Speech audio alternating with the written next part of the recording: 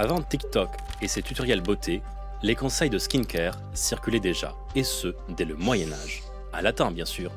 Et si je vous disais qu'à l'époque, on proposait déjà une routine complète? Un millénaire avant les influenceuses, il y avait Trotula de Salerne. Trotula, c'est une femme médecin des 11e-12e siècles. Elle enseigne à l'école de Salerne, dans le sud de l'Italie, la plus ancienne école de médecine en Europe. Et particularité unique, les femmes y enseignaient et y soignaient. On attribue à Trotula le De Ornatu Mulierum sur la parure des femmes. C'est le premier manuel de cosmétique scientifique en Europe.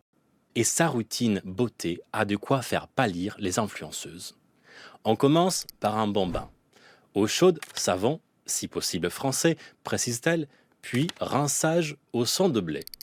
Ensuite, on applique un masque exfoliant à base de résine, cire et huiles essentielles. Un gommage d'exception.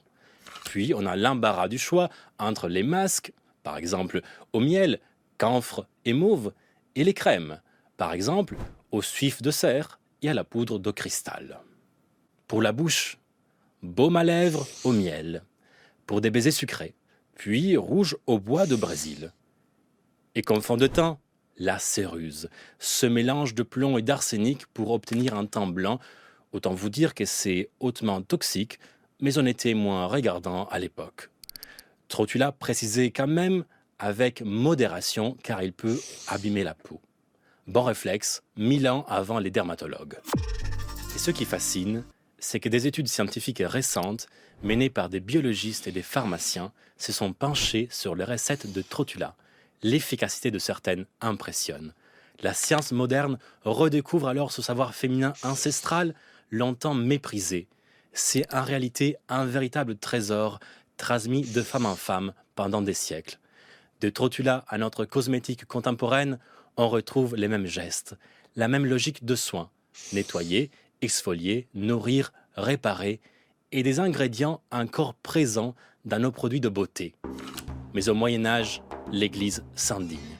Le discours le plus virulent vient de l'inquisiteur dominicain Étienne de Bourbon au XIIIe siècle.